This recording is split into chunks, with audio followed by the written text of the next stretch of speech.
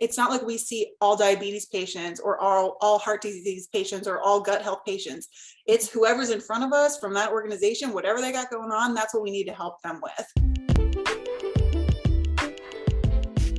Do you ever have so many questions and no one to ask, so they're just wasting away on Google searches you'll forget about in an hour or so?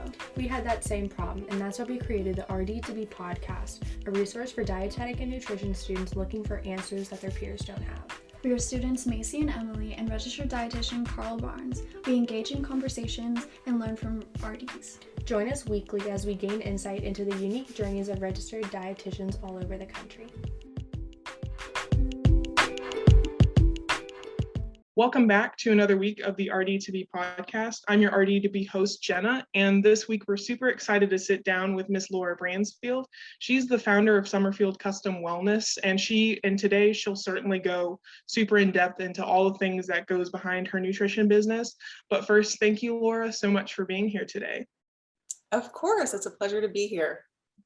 And so before we go into your business specifically, can you give a little background into your dietetics journey? Like what made you decide to become an RD, where you studied, all that jazz? Absolutely. I had a pretty non-traditional path because my bachelor's degree is in mathematics, and I actually thought I was going to be an actuary when I grew up, and shadowed some actuaries, and I was like, oh my gosh, you just like sit in a cube all day by yourself. Like that's not very much like my personality. So with my math degree, I actually accidentally ended up working for Curves International. I started working for a Curves in my hometown as the manager, and then got asked to be a special projects mentor. So I went around the country, opening new facilities, doing owner and manager training seminars on all the systems, stuff like that. And that's really what started my interest in the fitness and nutrition world. I moved on after that to a sales job, and I ended up at this sales job writing meal plans for my coworkers and taking them grocery store shopping. And I'm just like, what am I doing here? So I quit my job. I moved back with my parents so I could complete my prereqs, because I had a billion of them to complete since I didn't do OCHEM when I was getting my math degree, you know. So after doing the research, I discovered that it would have taken me the same amount of time to get a second bachelor's in order to become an RD versus getting a master's degree. So I decided to go the master's degree route, and I actually always was more interested in wellness and not clinical. So that's why I decided to pursue my master's in public health. And UNC Chapel Hill has a alternate entry program, which means you don't need an undergrad in nutrition in order to go into the master's program. You just needed a bachelor's degree and then all that prerequisite coursework. So it was cool because I didn't have to get like a post-bac year and then get into the master's program. After I graduated from Chapel Hill, I worked as a public health educator in Charlotte, North Carolina, for the Southeastern Diabetes Initiative. And then I ended up back in Wilmington, which is where I did my clinical internship. And I worked as the nutrition coordinator for the employee health programs at New Hanover Regional Medical Center. And it was kind of a funny story. I actually moved to Wilmington just to take over someone else's maternity leave. So my goal was, okay, I have 4 months to get my private practice up and running, because I need something to do after this maternity leave is over.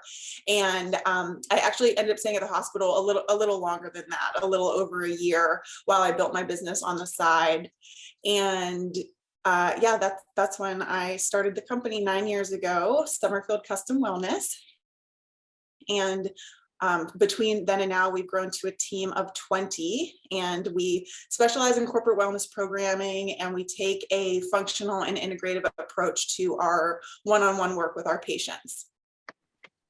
That is a handful of super awesome, that's probably the best diverse background probably with dietetics, like starting from a bachelor's degree, no no expectation to becoming an RD, and then completely turning around with that coordinated program. And so for the RD to be like listening in, if they have an untraditional background, or if they're, especially with the 2024 changes, looking into a master's degree, we kind of just want to talk a little bit about the coordinated program that you did, and more specifically, kind of if you had any unexpected obstacles or favorite parts. And so first, could you talk about any of the challenges that you experienced with the coordinated program?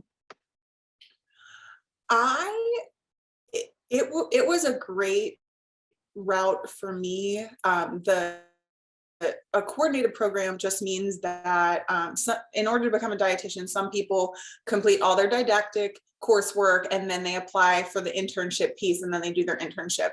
With a coordinated program, I knew that as soon as I got into Chapel Hill, once I graduated, I was going to have all that done because it was weaved throughout the summers and throughout our semesters. When we did our food science class, we did our food service rotation at UNC Hospital. And when we were doing our public health class, we did our community rotation. So it was nice that it was kind of all in one. And there weren't really any obstacles. We did have like kind of a mini match process within our program, but our cohort was like 25 people. And it was great because I got all of the opportunities that I wanted, that I had ranked first. So it was nice. And it's not as competitive, and there's enough slots for everyone. So, even if you don't get your first choice, that you're going to be able to complete that rotation on time with everyone else. Awesome. And so a lot of people do see Chapel Hill as being pretty prestigious, and you did mention how it wasn't super competitive. And so when you were talking about like competitiveness, was it getting the internship match part, or was it the entire process? Oh, no. No. Do you want me to talk about that already? Yeah, because definitely just on the topic of a lot of dietetic students, confidence, we all do 110% towards everything, but we think that we're like 50% of that. And so definitely with applying for dietetic internships and everything, some of us might apply for things that we think are best for us, and we don't shoot for what we would actually want because of our confidence and our abilities. And so, yeah, actually prior to the interview, you mentioned that you didn't get to your first, when you applied initially, you didn't get it at first. And so you actually applied twice and was able to get in that second time into the dietetic internship and the coordinated program. And so I think that is a really great thing to just highlight on, especially when applying to, if you don't get it first, you can get it again. And so we can just hop right into that whole process, because we're on the topic of dietetic internships, applying, getting either that acceptance or rejecting. And so just kind of going right into that whole process, because that was probably a lot of just kind of putting in your all, applying at first, getting that no, and then just like building yourself back up to apply again. Yeah. And especially with the competitiveness of Chapel Hill, I guess we could just start there, like with when you decided to apply to Chapel Hill, like you had that competitiveness in mind, how, just honestly from start to finish, like your whole mental process for applying both times. Sure, yeah. When you asked me kind of ahead of time something interesting about myself, I was like, oh, I'm from Pittsburgh, I used to have a turtle, like, the normal stuff that you would do like at a get to know you sort of game. And then I thought like, okay, now what would be most useful that's interesting about me for aspiring dietitians? And obviously it's a little vulnerable to talk about, because like you said, we're all doing 110%, feeling like we're doing 50%. We all have this imposter syndrome. And yes, I just wanted to lay it out there. And I know I don't think it's super uncommon. I know there were other people in my cohort too, that it was not the first time that they had applied. So I decided in like January or February that I wanted to apply to school. And then I saw the deadlines were, within a month. So I didn't have all of my prereqs done. I had enrolled, when I moved back in with my parents, I had enrolled at the community college in order to start chipping away at those prereqs, but I didn't even have grades for any of them yet. I was in the beginning of the semester. So I didn't have all the prereqs. I had to basically take my GRE without studying for it. And I did scramble and get all the application materials together and in order for the application deadline. But knowing what I know now, like I didn't have a shot. They didn't have anything to show that I could be successful in that realm. Now, does that mean that I didn't cry when I got my rejection letter? Absolutely not. It was still like that, that's what I wanted to do. But I decided to actually move to North Carolina anyway, that summer. And I just thought, okay, if I was actually 27 at the time. So I decided if I get in the next year, then I'll be able to get in-state tuition. So maybe it'll be a blessing. And if I don't, then I can always go to my second choice school, which was the University of Minnesota. I can defer and go there a year later. So I was kind of like, worst case scenario, I lose a year, and who knows what I'll learn in that amount of time. So, but quitting was not really an option to me. I made a vision board, and in the top right corner of my vision board, I had the name of all the prereq courses, and then I had a letter grade of A next to them. And at the bottom, I had GPA 4.0, and I actually cut out the little return address piece from the Gilling School of Global Public Health at Chapel Hill, and I put that on there. So it was like, it was not an if, it was a when. And I guess to some degree it was a where, because I didn't know if I would end up at Chapel Hill or in Minnesota, but I was gonna become a dietitian no matter what it took. Mm-hmm. And I think that determination, I definitely know all dietetic students and nutrition students. I have never met a single one that has said, oh, this was my fallback career. Like every single dietetic student that I've talked to, every single dietitian, it's come from a passion of them wanting to become a dietitian. And what you mentioned about a vision board, I did my first 2 years at community college doing my prereqs for getting into my program. And during these 2 years, because I wasn't completely taking nutrition classes, I wasn't part of a nutrition major yet, I was like, what am I doing? Am I doing the right thing? I wasn't fully into it. So then I was like, is this really like what I want to do? But I made a vision board as well. And it's crazy because you think vision boards are just those things that you see on Pinterest that like people do, but you just kind of think, okay, you're just like cutting out pictures and you're just plastering it onto something.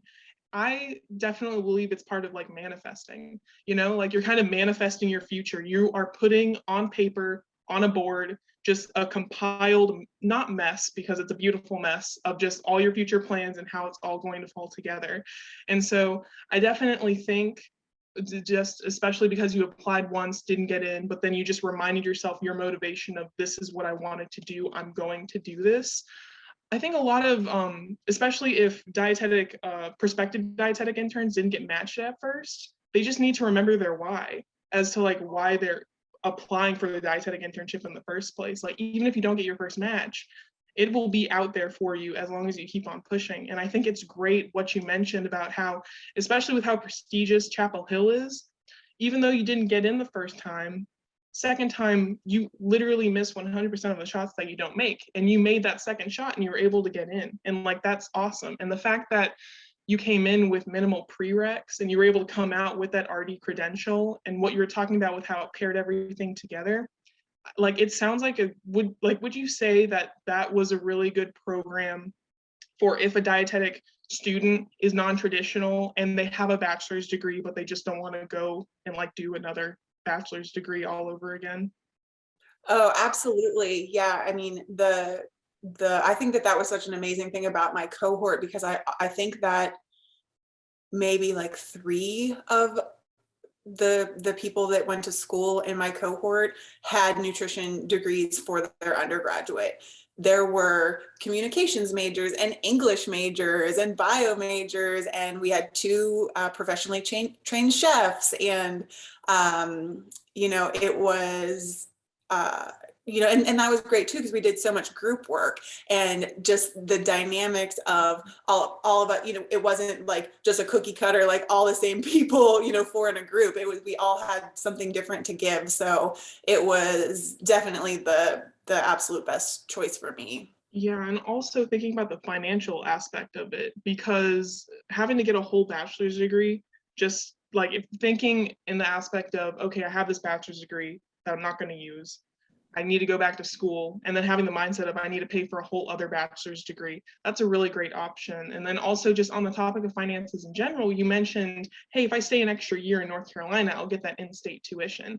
And so I'm sure that there are a lot of finances is a big thing on the dietetic student table, just with the internship, 2024 master's degree changes, even now, just the financial costs that it takes to become a dietitian. And so again, especially with the 2024 requirements, do you have any suggestions for current dietetic students about handling finances, whether they're an undergrad, master's, or dietetic intern? Yes, I have tons of advice. So I think that this question is interesting because it's not necessarily dietitian specific, right? A lot of aspiring dietitians are probably early 20s, and that's the time that you need to start thinking about finances in general, right? Just financial health for your whole future. So when I was in my early 20s, I read 3 books that I still think about and still tell people about today: Secrets of a Millionaire Mind, Automatic Millionaire, and The Total Money Makeover. So those 3 books really help me build my foundation for my finances. And I hope that everyone listening to the podcast knows that you can't reliably and sustainably lose weight by eating less than you burn, but one of the only ways to build wealth is to spend less than you have. So that gives us 2 options. You need to spend less, make more, or do both simultaneously. So we already talked a little bit about some options for spending less, like how you and I both took classes at community college, and how I, moved and was able to get in-state tuition. And I know some, at least when I went to school, some states had like some reciprocity. So you didn't necessarily have to live there ahead of time. If there wasn't a comparable program in your state, you could still qualify for in-state tuition in a reciprocal way. Other things is obviously the easy stuff, like budgeting in the first place, packing your lunch, eating at home, those sort of easy things, having as many roommates as you can tolerate, however you can reduce your living expenses. And then in terms of making money while you're in school, if you're interested in research, you can explore like a research assistant sort of positions. I found a great job during grad school. I was a health promotion specialist for campus health. And when I was in undergrad, I was actually a math tutor. So there's definitely options like that. And it's cool because as dietitians, we know chemistry and organic chemistry and whatever. So it's like any of those courses that you enjoyed and that you feel comfortable in, you definitely can be a tutor for undergraduate students or for high school students, So I think that there's a lot of options there. I think that if Instacart was around when I was, in school, that would have been my jam, because I just can't imagine getting paid to like go grocery shopping, learn the ins and outs of every store, learn new products, and I'm pretty confident I would have a 5-star rating, because I would absolutely pick the best produce and all the right substitutions, and I wouldn't be giving you gluten-filled pasta when the whole rest of your grocery order was gluten-free. But I think that specifically talking about if you're interested in the outpatient world, the world that I live in now, I remember when I wanted to intern places for free, and I'm like, why don't people want my free help? I don't understand this.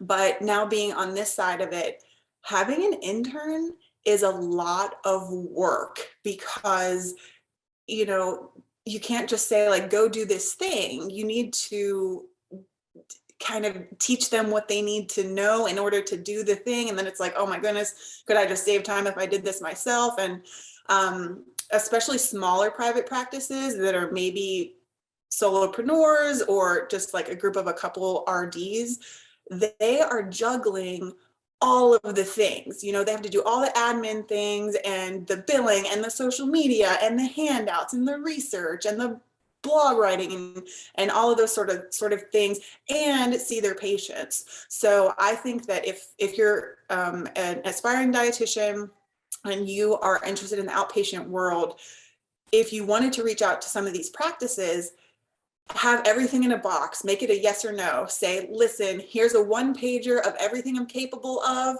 and everything I'm willing to learn that I know that you need to do.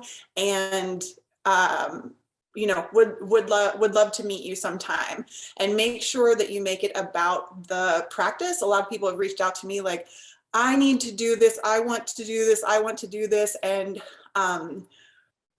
we're juggling so many things, and you know, it's hard to, you know, some random email of someone that you never met, you're not really connected to them, they're not really, you know, unless they have something that stands out from all these other emails that you get. You know, you really just have to make yourself stand out, and like I said, make it an easy decision for that business owner of whether they want to work with you or not. And if you have any sample work, like a sample handout or a sample blog, if you haven't done that for anyone else, you can just make one up. Say like, this is what I'm capable of. You don't even have to have any outside experience necessary, as long as you can demonstrate somehow that you have the skill set that you think could help them. That is literally probably one of the best pieces of advice I've heard from a dietitian, because especially in like the virtual world, reaching out to private practices is probably what dietetic students and stuff see as like an easy, quick way to like kind of tap into still being able to get that like registered dietitian experience. But just giving that insight as to what's happening on the private practice end of being like, they're juggling so many things. Of course, from a dietetic student perspective, they see that you guys are juggling so many things, so they're like, hey, I want to help. But then also dietetic students are juggling so many things, so you just have two parties juggling so many things that are prioritized on the things that they're juggling, and then it's kind of like two brick walls pretty much. And so I think that forming that bridge of like, hey, I help you, you help me. Because also with like the whole mentorship aspect as well, a lot of times dietetic students are just like, hey, I want you to be my mentor.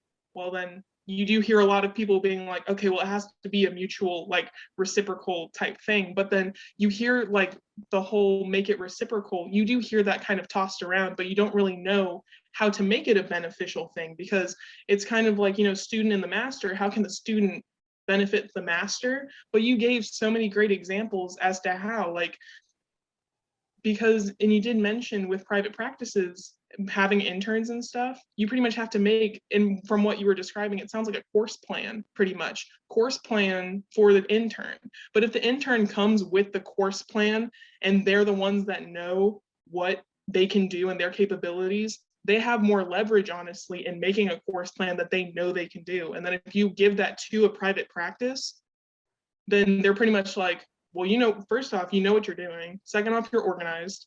Third off, you are fully aware of both your strengths and your weaknesses. And those are just like, those are great things that I definitely don't feel like are highlighted enough in the dietetic industry, and especially to students. And also when you were mentioning, and this is kind of like going back to the other ways to make money, DoorDash as well. That's something that I didn't like.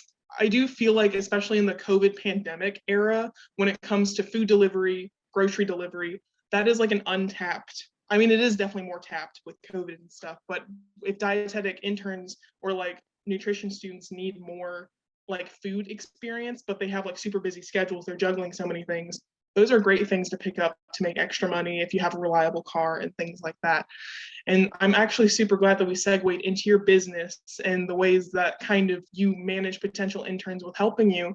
And so we're just going to like completely go into all the things, all the meat and potatoes of your business. And so you did mention at the beginning, you were juggling everything, like all things with your business, like handling patients, all the in processing, out processing, like everything. And so and you said that you juggled it for about a year or 2 years? Yeah, I was completely on my own for the first 2 years. And even at that point, I only started to bring on some contract RDs to help with the influx of patients, but I still did all of the back end stuff completely on my own for another 2 years. And I didn't completely hand that over I handed over pieces at a time after that, until I didn't need to do any billing or calling any insurance companies or making outgoing calls to leads from health fairs or scheduling appointments, or I didn't need to do any of those things anymore. But it took a while. And so do you remember when, because that's a lot of stuff, just like juggling all at once. And so do you remember when you just like realized that, okay, this is too much, way too much on my plate? There was probably some burnout sprinkled in there as well, where you were just like, do you remember when you made that decision and kind of how you made that leap to kind of expanding your business? Yeah, I got to the point when I was juggling all the scheduling and the billing and the admin tasks myself and seeing patients. When I was at about 25 patient hours a week, that was when I was really starting to feel it took all weekend for me to recharge again, to be there for my patients on Monday. And I will say though, in the outpatient world, it is very emotionally intense. If you're doing it right, you need to be present. You can't just be like checking your email all day or like, texting with your friend. Like, you don't have that time. You have a person around you that needs help and your presence. And it just takes a lot of energy.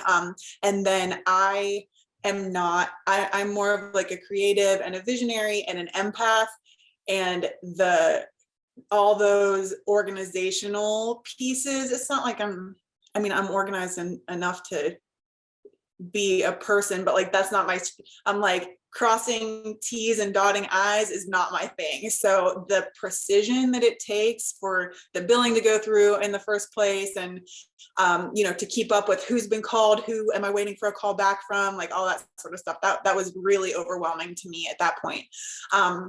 And at that same time, I got approached by someone about corporate wellness programming for their organization. And I think their organization had like maybe 600 employees. And one of the things from the Secrets of a Millionaire Mind, that book I told you about, which will be so important for all type A's, it's called Ready, Fire, Aim. Because being perfectionists, we can get so caught up on the aiming that we never fire. We're like, oh no, we're not ready yet. We got to do this, and we got to do this, and we got to do this. So I embraced the Ready, Fire, Aim. So when this organization came to me and asked me if I could do on-site corporate wellness programming, I was like, oh, of course I can.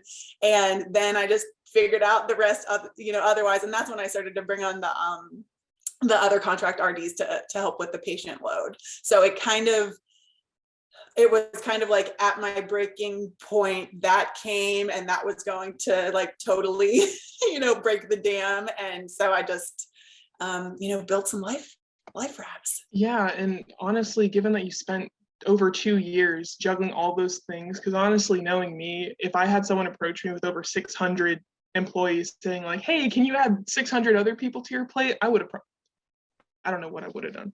But yeah. Because that's crazy. And Now, in the corporate wellness space, it's not like a company with 600 people ends up as 600 patients. But it is, yeah, but there is a huge influx, especially when we first start at a new place. yeah, and so I'm sure with a lot of dietetic interns and nutrition students, we talked about this before recording, but it was kind of with the whole buzzword of corporate wellness or kind of workplace wellness. That's something that circulates a lot. And so for me personally, and you kind of know my perspective on what I thought about it first, I thought that it was mainly, like we just kind of see it as the word of, oh, we want businesses and corporations to have happier, healthier employees so that they stay longer and things like that. But after talking to you before this interview and everything, there's a lot business-wise that goes behind the term corporate wellness. And so when you had that business approach you about this corporate wellness opportunity, what exactly did it entail when they approached you about it? Yeah, so they asked me if I would be willing to do one-on-one appointments on site to go to them. And so I started that in, I think that was like April of 2015, we launched there. So at first it was just like, hey, there's going to be a dietitian on site. If anyone wants to see her, reach out to her. And it was just one-on-one stuff. But they also, it's a pretty forward-thinking company. They have like this baller gym inside of their facility, and they actually have like classes, like instructors come in and do classes during the day and stuff like that. So I partnered with, so they did, they actually, prior to me, did more like Biggest Loser sort of programming. So when I came on board and then partnered with the gym owner for that fall programming, I was not interested in a program like that because my company, we always talk about the 4 pillars of wellness. So we always focus on nutrition, physical activity, sleep, and stress reduction in everything we do one-on-one and everything we do with programming. So I helped kind of revamp that weight loss only mentality to wellness, because that's another thing. As the HR world sometimes thinks wellness means weight loss, and we do not think that. We think wellness means all over, whole body, mind body connection. So I helped revamp that. So there were peak components of all of those pillars in order to like earn points for the challenges. So I think that fall there were like maybe 45 people that had signed up for that. So they had one-on-one appointments, and then they got additional points for physical activity. So it didn't have to be at the gym there. It could be, whatever we kind of determined was appropriate for them for physical activity. And we had some classes and some resources around sleep and stress reduction as well. Awesome. And so say that a nutrition student or even just a new dietitian is interested in going to the corporate wellness world. Do you think just how easy it was for that company to reach out to you? Do you think that there are ways in that it can be beneficial for if someone has a new business or wants to have business in the future, they can reach out to companies? Or is it easier for it to be business comes to you instead of vice versa? So I think that I had a leg up in that arena because I was the nutrition coordinator for employee health at the hospital, and the hospital had 5,000 employees. So I had basically positioned myself that like I could help any organization, any size, 5 employees to 5,000 employees is kind of what I said back then. So I don't think that that's necessary, because as long as you can provide the service, you can provide the service. But I think one of the difficulties as a solopreneur is that, and different people do their practice differently, but we one of the main things I learned at Chapel Hill, with any intervention, the intervention is as good as the duration.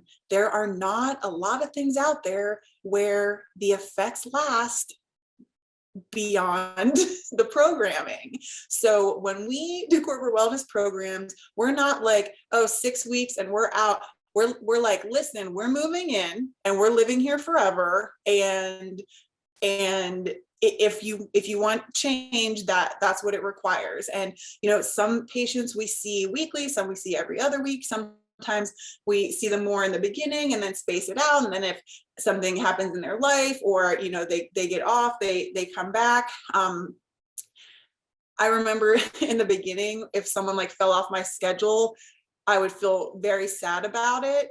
And 9 years in, even in our inbox today, there are people that I see in there reaching out that we have seen in the past, right? It's like they see us when they need us, they go about their life and they come back. It's a cycle. It's not everyone in the world wishes that it was like a 1-day commitment, a 6-day commitment, a 6-month commitment to wellness. And it is wellness is a lifelong journey. It is it's a daily, you don't have to be obsessed about it, you don't have to think about it every second of every day, but you have to commit to it more often than not in order to get that momentum, in order to have that solid foundation, in order to make the healthy choice the easy choice, in order to infuse that into your bones.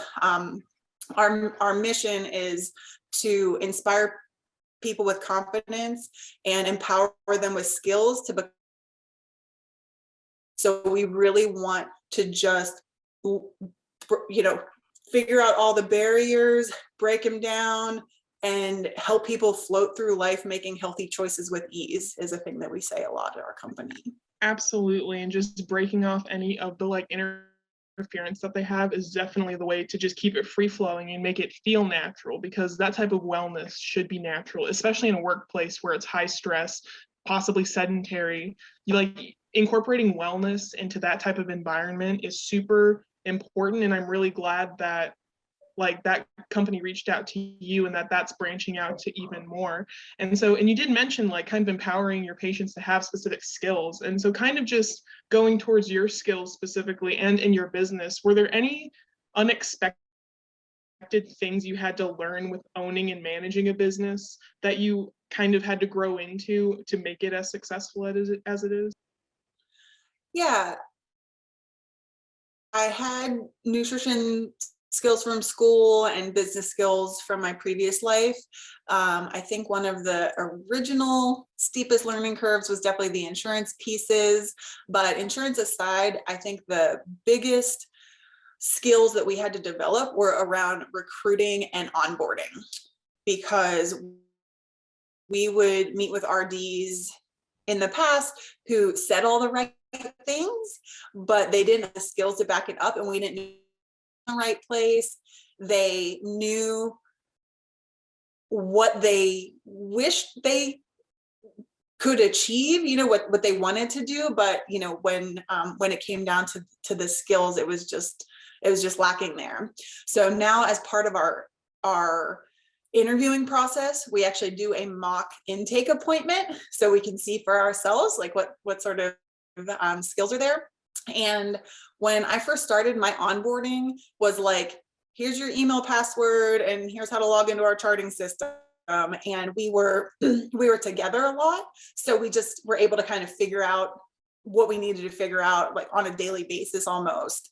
But now our executive director and director of nutrition have made the most beautiful, thoughtful, comprehensive onboarding process, so everyone can get up to speed on all things Summerfield super fast and just hit the ground running.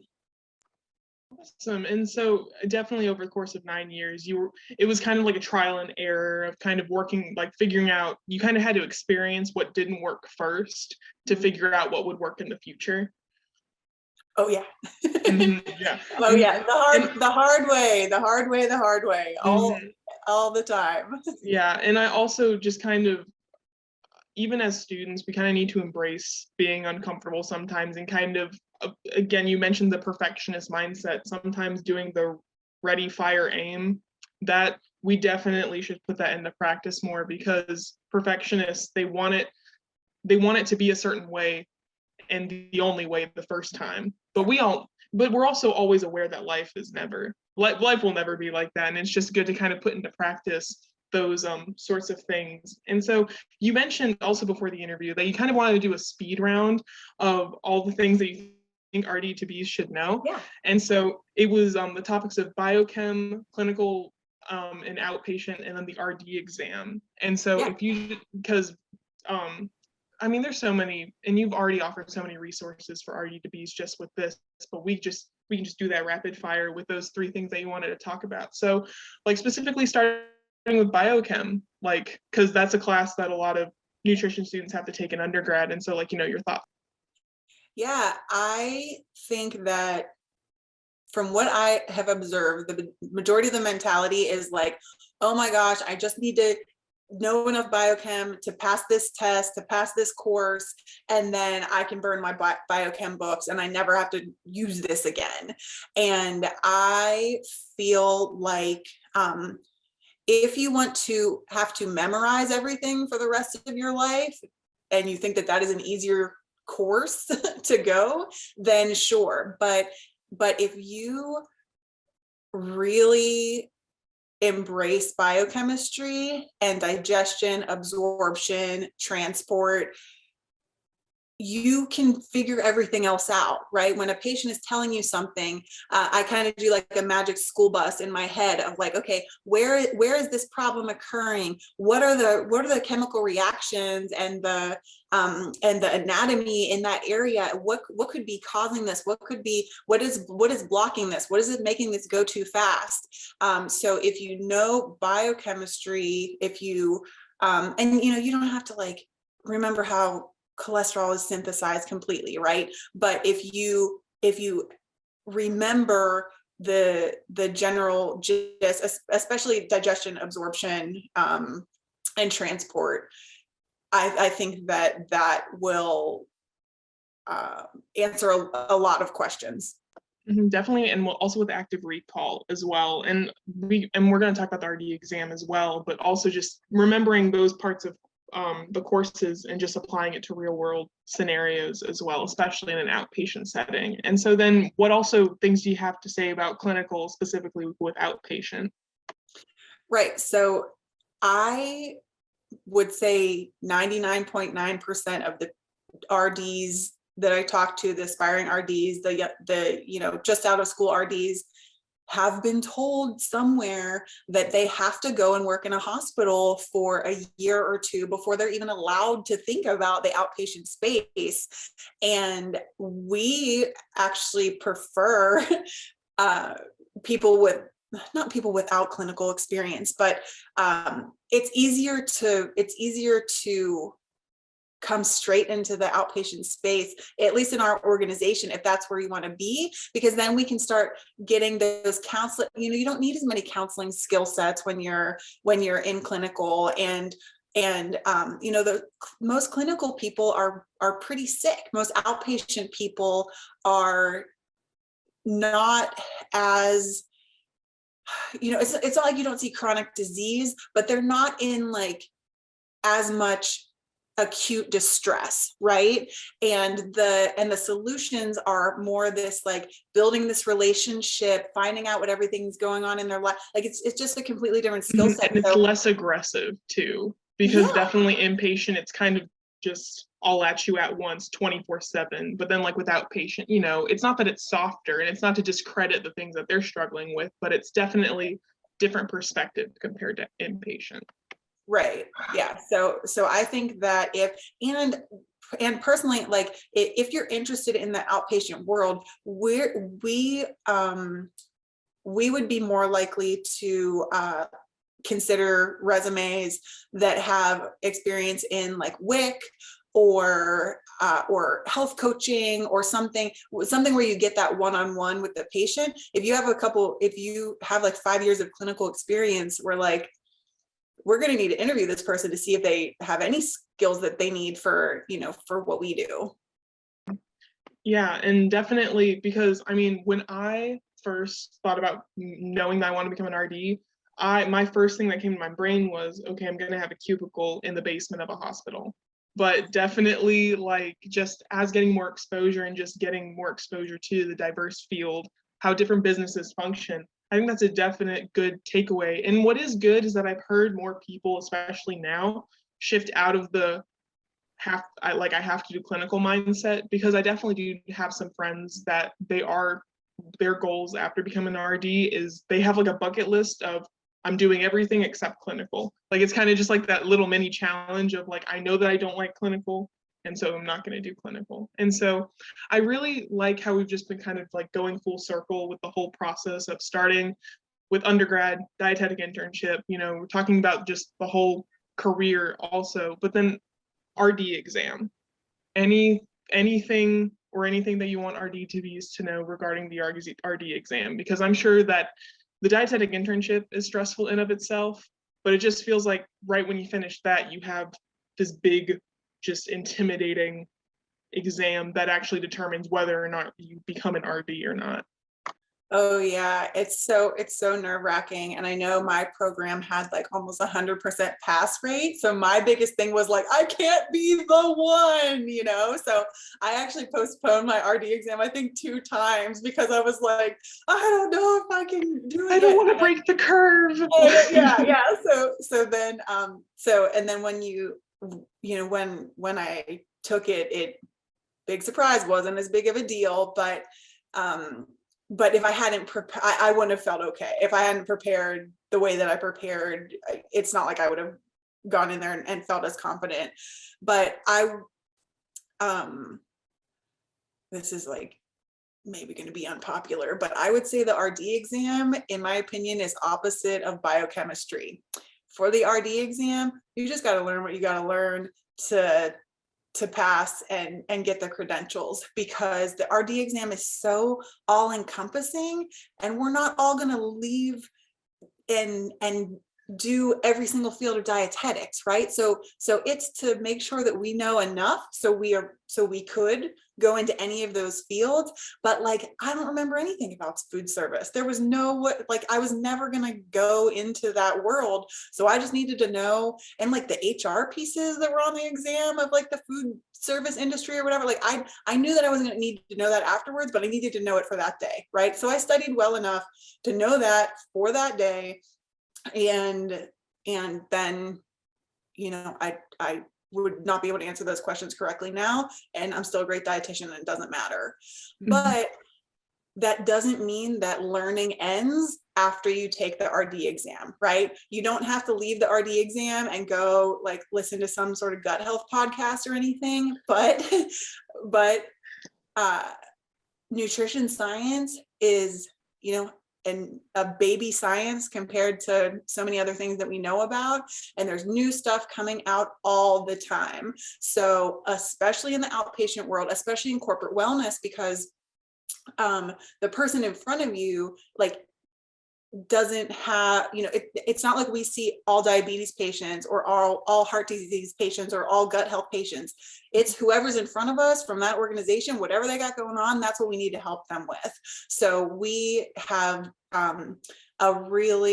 we do continuing education and learning meetings and one-on-one coaching inside of our organization, just over and over and always. And then, we have like a private Facebook group of all the RDs in our organization, in case we see a really cool article that we just want to share real quick and stuff like that, in order to just have everyone immersed in the new science and the newest literature all the time. Yeah, and embracing the new, because just like you said, nutrition is never going to be the same. And also the patients that you see in outpatient, I can almost guarantee none of them are the textbook definition of a renal patient or a textbook definition of a diabetes patient. And so definitely, we learn in undergrad, we learn in that we get a little bit of the glimpse in dietetic internships, the difference between what the textbook in undergrad versus the actual application. And so thank you so much for just sharing your entire wealth of knowledge just from the coordinated program, your entire process with that, how dietetic students can get involved with helping businesses the proper way to have that mentorship experience, and also just everything all encompassing from undergrad to the RD exam. So just thank you so much for being here. You're welcome. It was great to be here. I hope I helped.